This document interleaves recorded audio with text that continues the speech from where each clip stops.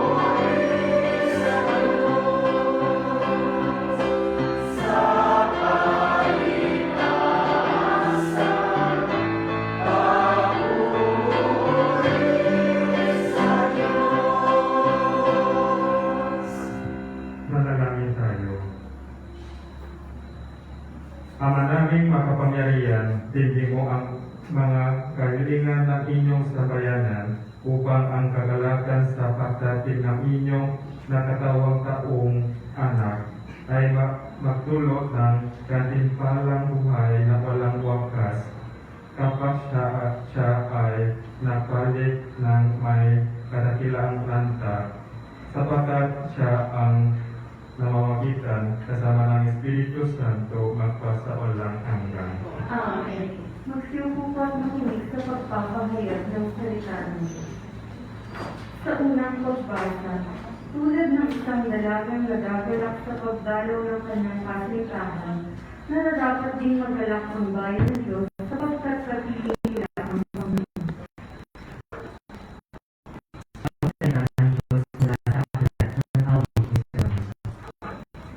Ang tingin ng aking mahal ay aking nang narinig. Mga gulong tinatahak upang ako'y makandig. Itong aking nanginginig ay katulad ng iyong usap. Mabilis kong kumilos, ang katawan ay masigla.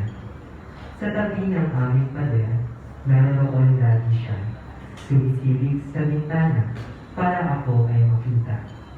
Ang mahal ko ay usap at ganito ang tiniran. Sa akin ay sumama ka, halika na aking mahal. Lumipas na ang taglamig sa buong lupain, at ang tag-ulan ay natapos na rin. Bulaklak sa kabarangan, tignan sa buong at na. Ito na nga ang panahon, upang tayo ay magsira.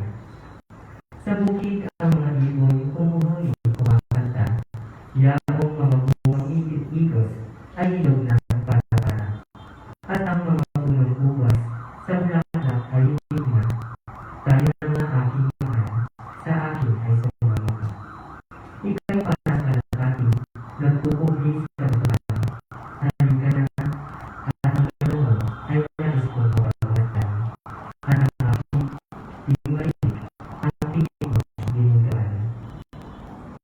Ang salita ng Diyos. Salamat sa Diyos.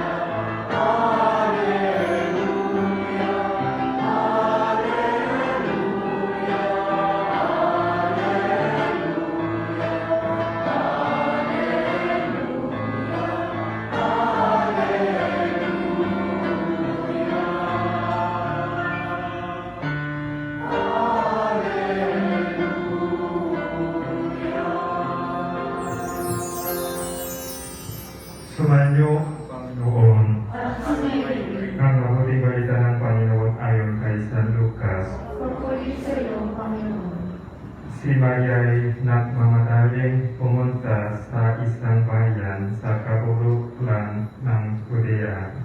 Pagdating sa bahay ni Zacarias, binati niya si Elizabeth.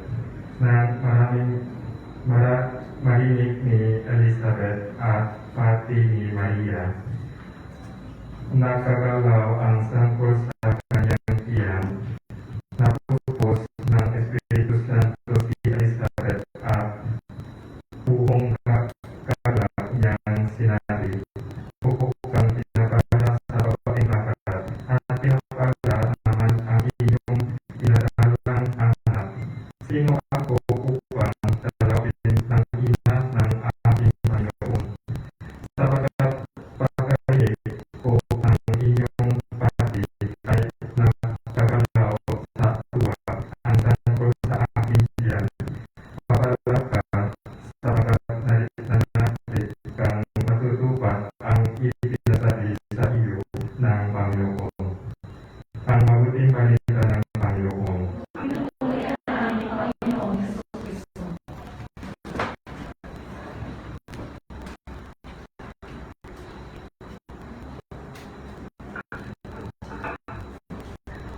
Magandang gabi po sa inyo lahat. May tanong ako sa inyo. Anong ang Biblia natin? Anong kwento ng Biblia sa atin? Ano po?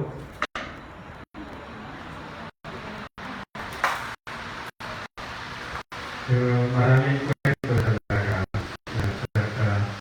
Pero inisip ko lang yung ang Biblia natin ay love story of us.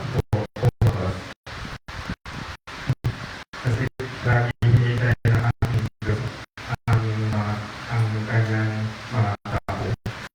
Kaya sinusulat ng mga propeta sa mga tao ang pag-ibig ng Diyos sa Biblia.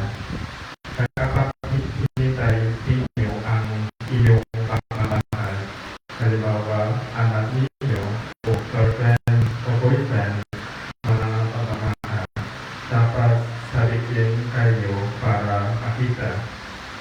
Kaya mas maganda ang mga pagmamahal kesa mga bulaklak sa ating mundo. Baka alam ninyo, yung mga Koreanong lalaki dapat master sa military mula 18 years hanggang 38. Ito ay mandatory bilang mga Koreanong lalaki. It is based on the Constitution of the Republic of Korea. Ibig sabihin, kung malakas ang mga Koreanong lalaki, dapat master sila. Dapat master kami ng 2 taon sa military service. Kaya na ako din malakas dati. Kaya naserve ako sa military service halos 2 taon. Ito ay nung 21 years old ako. At nung naserve ako sa military, pinadala ko sa DMZ, ibig sabihin Demilitarized Zone, talagang malapit sa North Korea. Kaya kung sinubaybayaan ko ang mga sundalong silagang Koreano, anong ginawa nila sa gabi-gabi. Kaya sa araw, natulog ako. Pero sa gabi, nagigising, kaya lagi anong ginawa nila lagi. Tapos kung medyo ibang nangyayari, ang isang medyo ibang kakaibang situation, dapat mag-report ako sa center. Siyempre, meron kaming maraming bakasyon na military kasi kung walang bakasyon, baka maging loko ako. Kaya yung habang nasuserva ko na una na sa akin, sa unang bakasyon, gusto ko makita ang boyfriend ko, hindi nanay ko. Kaya pumunta ako sa kanyang school. Nakala ko ng maraming black sa kanyang school. Sa harap, sa harap ng pituan. Yung university niya ay Willis University. Lahat ng mga estudyante babae lang, walang lalaki. Kaya nung dumating ako sa harap ng pituan, hinintay ko siya sa pituan ng school. Pero tumingin ang mga babae sa akin. Kaya medyo nahiya ko. Pero na-excite ako kasi gusto ko makita ang boyfriend ko. Swerte ako na hindi nakinig ang nanay ko itong kwento naman.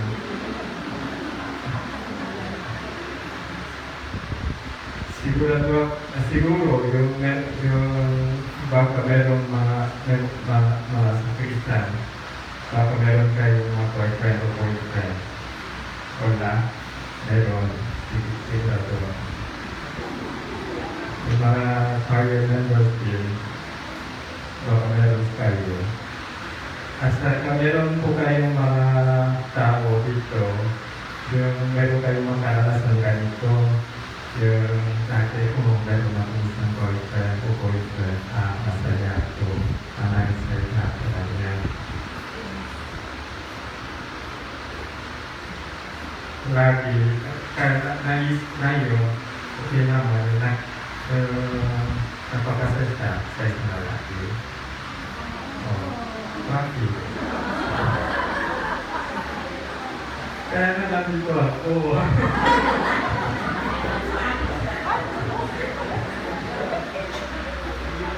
Pero ngayon, hindi siya katoliko.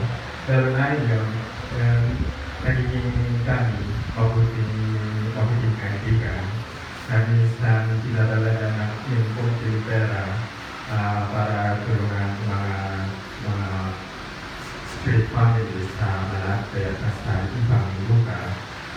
Last year, pumunta siya sa aking central house sa Manila.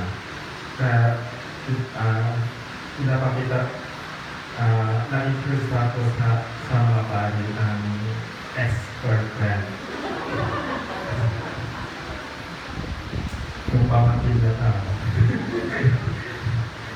Anyways,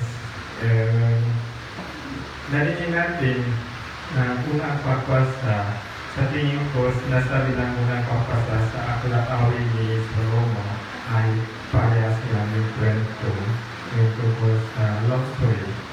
Yung isang babae, sinamahan niya ang isang lalaki, tapos hinintay niya ang pamamahal niya. Kaya sabi niya, ang tinig ng aking mahal ay aking narinig, mga pulot. Tinatahak upang ako'y magamit. Talagang masaya-masaya siya na makita at hintayin ang kanyang pagmamahal.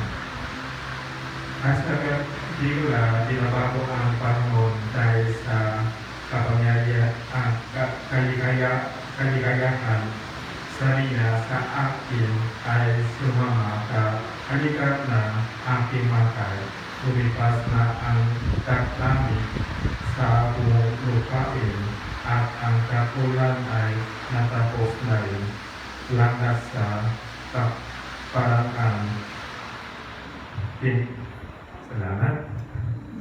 Ting na namumukakat na. Sa palagay ko, lagi tinabaho ng tunay na pag-ibig ang ating buong buhay. Kaya yung Evangelyo, dapat bumisita si Elizabeth kay Maria kasi ang anak ni Maria ay Jesus at ang ating Panginoon. Pero dapat maalaala natin ano ang sinasabi ng Panginoon. Tumating ang anak ng tao hindi para paglingkuran, kundi para maglingkod. Pinakita ni Maria ang mabuting halimbawa sa ating buhay bilang unang alakad ng Panginoon.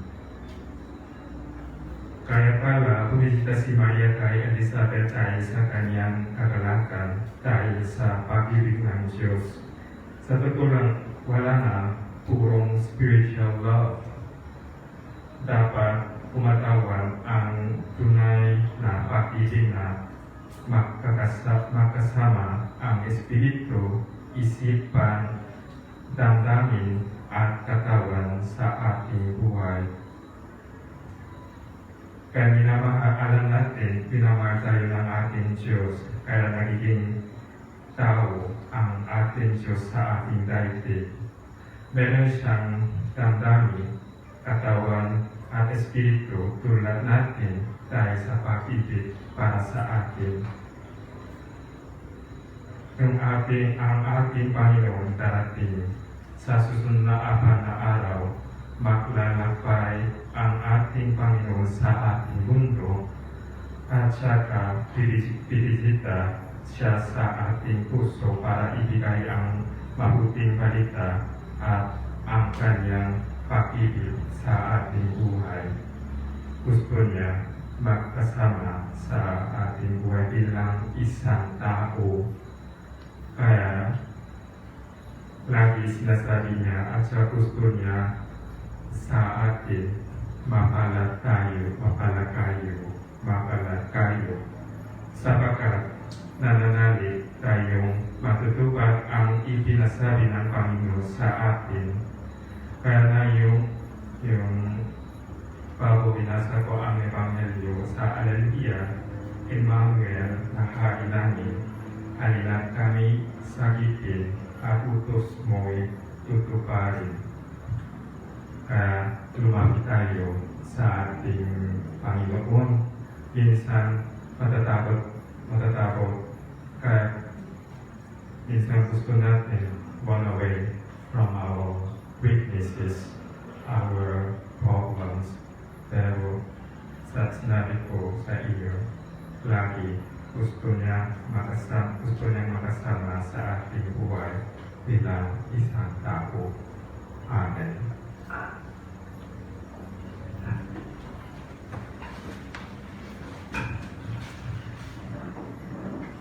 Marapat-dapat na papurihan ang Diyos hindi dahil nakatanggap tayo ng biyaya, kundi dahil mula sa Kanyang kabutihang loob, patuloy ang Kanyang pagbibigay.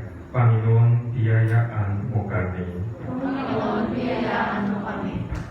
Para sa mga pinuno ng ating simbahan, maging masigasig nawa sila sa pagpapalaganap ng mabuting balita ng kaligtasan sa lahat ng tao.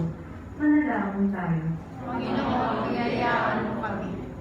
Para sa mga pinuno ng ating pamahalaan, magpakita nawa sila ng natatanging pagpapahalaga sa kapakanan ng mga dukha at abag sa pamamagitan ng kanilang paglilingkod at makabulugang programa. Manalangin tayo. Panginoon, biyayaan mo kami. Para sa mga pamilya, maging tagapagpalaganap nawa ang bawat miyembro nito ng pag-ibig at kabanalan tungo sa pangkalahatang kapayapaan. Manalangin tayo. Panginoon, biyayaan mo kami. Para sa ating lahat na nasipon ngayon, maging bukas nawa tayo sa pagbabahagi ng talino, oras at pag-ibig sa kapwa, bilang tanda ng ating pasasalamat sa lahat ng biyaya ng Panginoon. Manalangin tayo. Panginoon, biyayaan mo kami. Para sa mga nangyayapa natin kapatid, makita nawa nila ang Diyos na nananatid sa kanilang pagpasok sa kanyang tahanan. Manalangin tayo. Panginoon, biyayaan mo kami. Sa ilang sandali ng katahimikan, ating ipanalangin ng iba pang mga pangangailangan ng ating pamilyanan, pati na rin ang ating pansariling kahilingan. Isama rin po natin sa ating panalangin ang pasasalamat ng Ferrer family at ang mabilisang pagkaling ni Lenara Bailon. Manalangin tayo. Panginoon, biyayaan mo kami. Mapagpalang Ama, ipagkaloob mo nawa ang aming mga kahilingan. May patiwang nawa namin ng may kalak at lubos na pasalamat ang pagdating ni Kristong anak mo at aming Panginoon. Amen.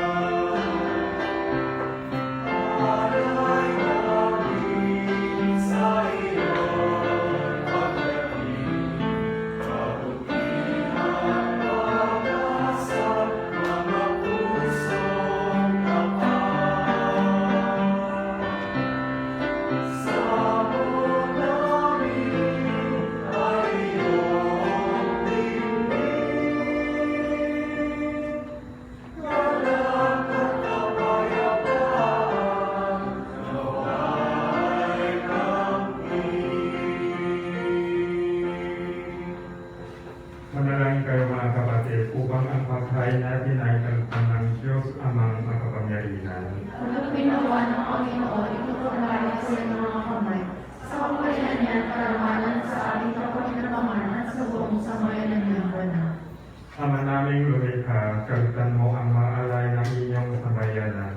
Ang ipinagmagandang loob mong ibigay sa amin upang maihain ay siya nawang gumanap sa inyong ginagawa upang kami lubusin sa pamamagitan ni Yesu Kristo kasama ng Espiritu Santo magpasawalang hanggan. Amen. Sumainyo ang Panginoon. At sumayin rin. Itaas sa Diyos ang inyong puso at diwa. Inaasa namin sa Panginoon. Pasalamatan natin ang Panginoong ating Diyos. Marapat na siya ay pasalamatan.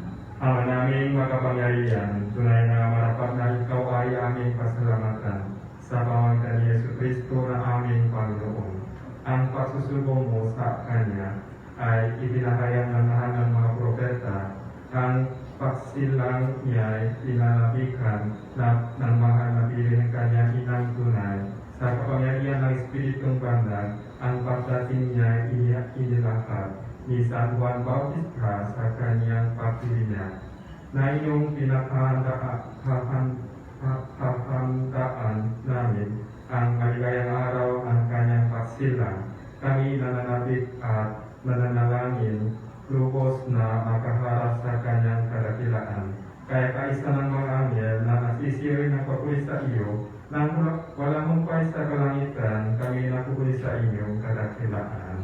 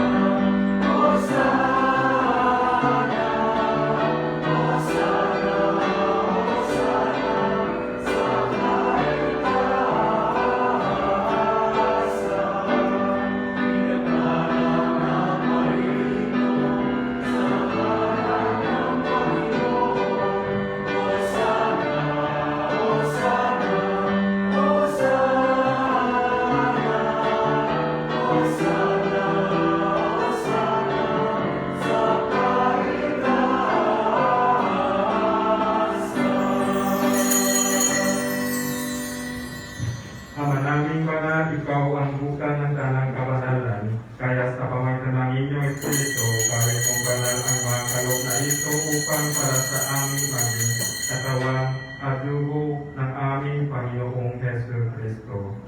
Bago niya pinakisan ko sa loob na maging handog, tinawagan niya ang tinapay, pinasalamatan kanya, pinaghatian niya iyon, iniyako sa kanyang mga alagad at sinabi, "Tanggapin ninyong lahat ito at kanin. Ito ang aking katawan na ihahandog para sa inyo."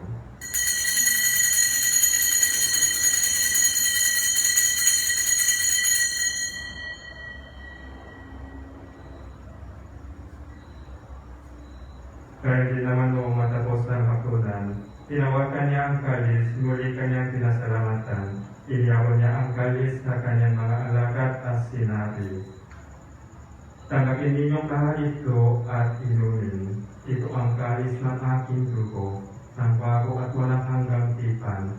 Ang aking dugo na ibubuhos para sa inyo at para sa lahat.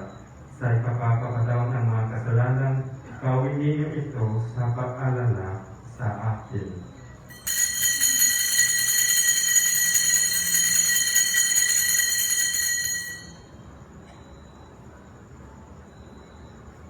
Ipagpuni natin ang misteryo ng pananampalataya.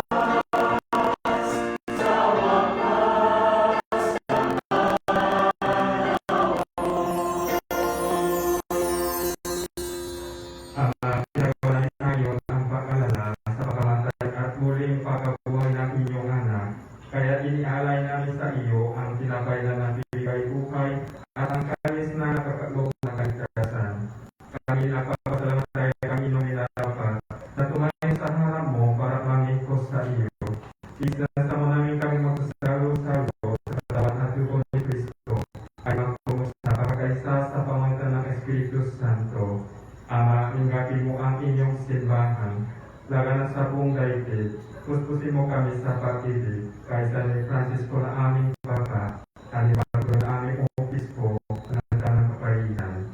Alalahanin mo ng mga kapatid, na hinay ng may pag-asang sila, muling mabubuhay, gaya din ang lahat ng mga pumanaw. Kawa mo sila patuloy sa inyong kaliwanagan. Kawa mo at pag-inapating kami lahat na makasalok sa inyong buhay na walang wakas. Kaisa lang ang biling Maria na ina ng Diyos, kaysa ng mga apostol at ng lahat ng mga banal na namuhay dito sa daigdig, nagkalulog sa iyo, may papiyon namin ang papuri sa ikaralan mo sa pamamagitan ng inyong anak na aming Panginoong Hesus Kristo. Sa pamamagitan ni Kristo, kasama niya ang sangka niya, ang lahat ng karangalan at papuri ay sa iyo, Diyos Amang makapangyarihan, kasama ng Espiritu Santo, magpa sa walang hanggan.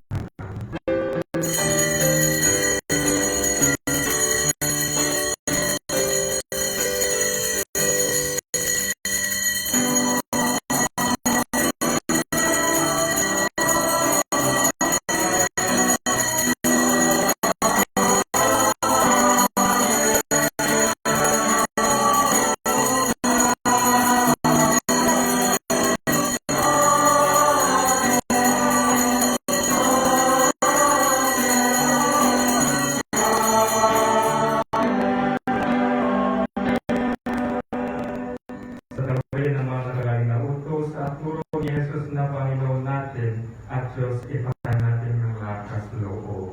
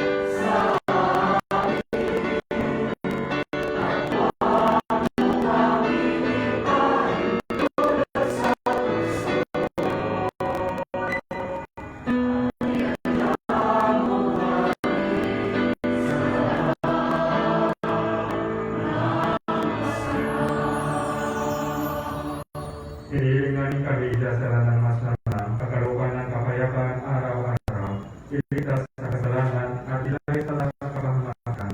Samantala aming kinalikan ang dakilang araw ng pagbabahaya ng tagapamitas namin si Jesus Cristo. Sa iyong kaharian at ang kapangyarihan at ang kapulian magpakailanman. Amen. Panginoong Jesus Cristo, sinabi mo sa inyong mga apostol, kapayapaan ang iniiwan ko sa inyo, aming kapayapaan ang ibibigay ko sa inyo. Tumayan mo ang aming pananampalataya at huwag ang aming mga pagkakasala. Pagkalooban mo kami ng kapayapaan at pagkakaisa ayon sa inyong kalooban. Kasama ng Espiritu Santo, magpasa walang hanggan. Amen. Ang kapayapaan ng Panginoon ay lagi sumainyo. Magbigay kayo ng kapayapaan sa isa't isa.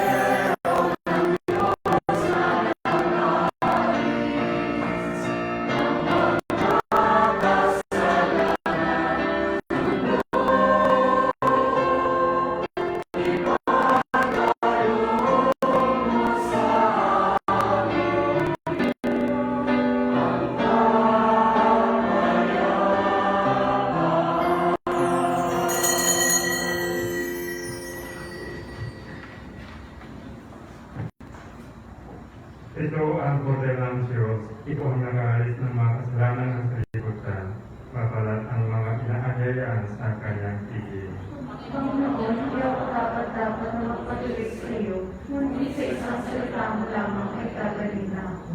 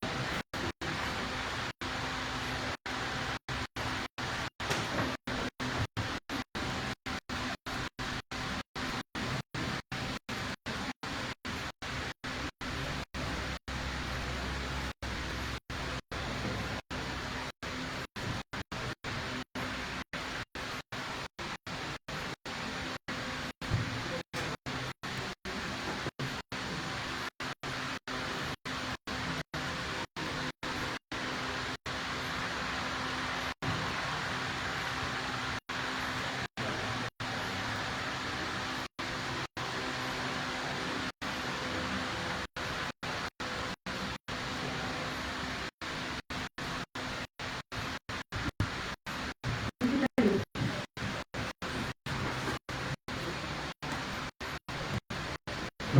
tayo.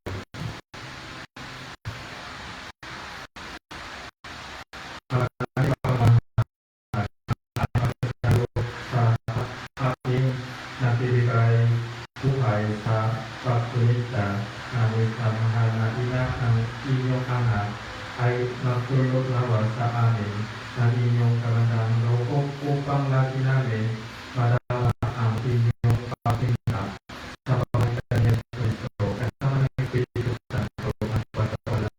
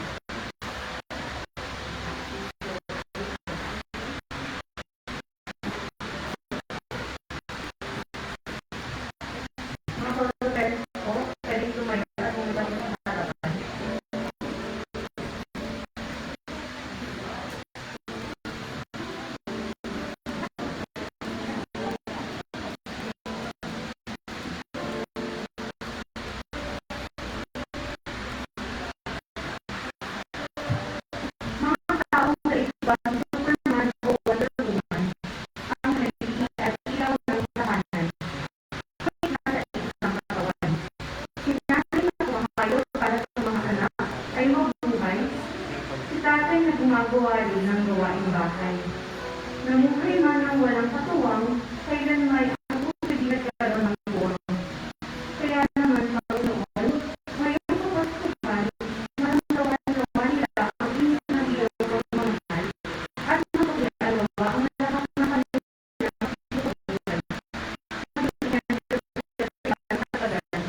huwag nilang maramdaman na dito sila sa laban, sapagkat higit pa sa isa o dalawa ang pag-ibig na sa kanila ay naranap. Palakpakan po natin ang mga sundalo.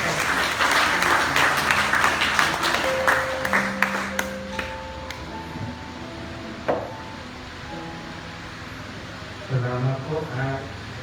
Dati nung bata ko yung ang magulang ko, kaya nagsanay lang sa kuya at kasama ang kuya ko. Kaya ang pamilya ay sobrang important at ako lang dito sobrang Pilipinas talagang important ang pamilya. Kaya yung important yung ayun. For dear Jesus, I humbly implore you to grant your special grace to our parents. May our home be the shrine of peace, purity, love, labor, and faith. I beg you, dear Jesus, to protect and bless all of us, active and present, living and dead. Our Mary, loving Mother of Jesus, and our Mother, pray to Jesus for our families. For all the families of the world, to grant our the candle of the newborn, the schools of the young and the their vocations. Bless Saint Joseph, Holy Guardian of Jesus and Mary. Assist us by your prayers in all the necessities of life. Ask of Jesus that special grant we granted to you to watch over our home and the pillar of the sick and the dying, so that when Mary and with you, heaven may find our family unbroken in the sacred heart of Jesus, and always our prayer to Jesus Christ. Amen.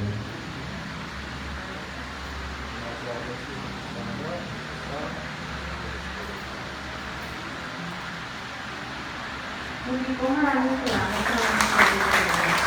Naisin po namin pasalamatan, sponsor ngayong gabi, si Dr. Arnold Alvaro. Maraming salamat po. Magsasayo po ang lahat.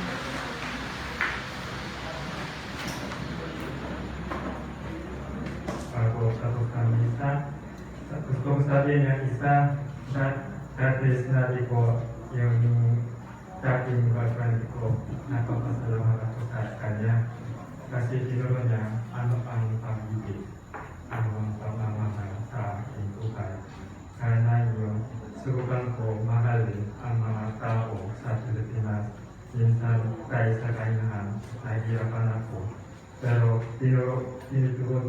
ninyo akutin ang pamamahal sa ating buhay, ang pag-ibig. Kaya patuloy na, huwag kang sumuko tayo yung dahil sa magkakasama sa magkakasama tayo sa ating Panginoon o sa ating pagmamahal. Sumayo ang Panginoon.